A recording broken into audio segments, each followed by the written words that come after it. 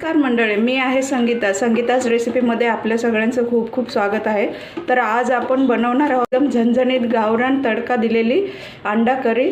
तर तुम्हीही बनवून पहा, खूपच छान लागते आणि आपल्याला कमी टाईममध्ये खूपच मस्त रेसिपी आहे। तर तुम्ही बनवून नक्कीच पहा। चला तर मग सुरुवात करूया।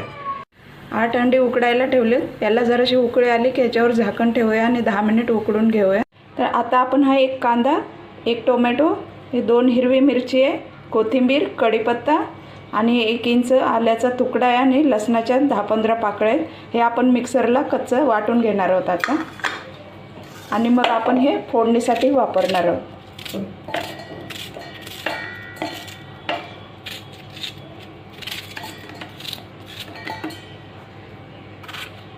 हे पहा, असे तुकडे करून घ्यायचे आणि वाटून घ्यायचे।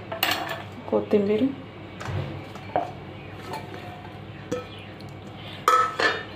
याच्यामध्ये थोडंसं जिरं घालणार आहोत आपण।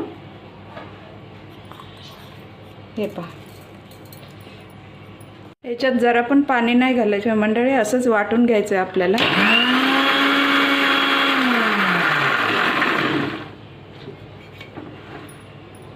हे पहा, असं बारीक वाटून घ्यायचं। तर साहित्य बघा मंडळी, हा घाटी मसाला आहे, हळद आहे, जिरं आहे, खोबरं आहे, सुकं खोबरं वाटलेलं आणि कोथिंबीर आहे।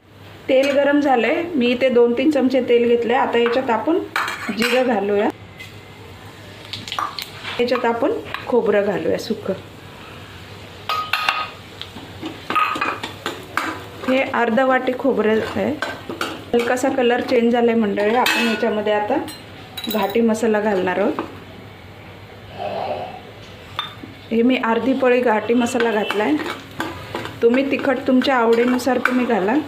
जर तुमच्याकडे घाटी मसाला नसेल मंडळी तर तुम्ही लाल तिखट घालू शकता, आणि त्याच्यामध्ये धने पावडर आणि चिकन मसाला वगैरे भेटतो ते पॅकेट, त्यातले तुम्ही 2 चमचे घातले तरी भरपूर होईल।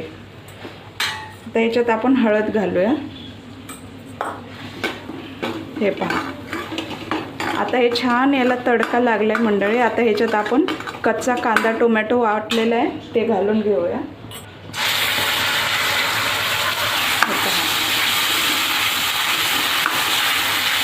चला, त्याला तेल थोडंसं सुटेपर्यंत भाजायचं आहे, छान परतून घ्यायचं आहे। हे पहा, अतिशय सोपी पद्धत आहे। जर तुम्हाला टोमॅटो आणि कांदा न वाटता चिरून जरी घातला तरी काही हरकत नाही, खूपच छान होते। याच्यात आपण जे अंडे सोलून घेतलेले आहेत, कवच काढलेले आहे ते घालूया मंडळी। थोडीशी कोथिंबीर घालूया, आणि ही कोथिंबीर मी नंतर फोडणी झाल्यानंतर वरून टाकण्यासाठी ठेवली।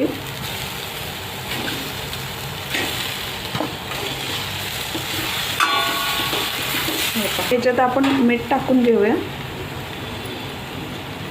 हे छोटे 2 चमचे मीठ घातले, मसाल्यामध्ये अर्धा चमचा घातलं होतं। मीठ पण तुम्ही तुमच्या चवीनुसार घ्या मंडळी। हे पहा, आता याला छान हलवलं। आता याचे आपण कमीत कमी 2-2 तुकडे करूया, म्हणजे मसाला याला व्यवस्थित लागेल। हे पहा, अशा प्रकारे।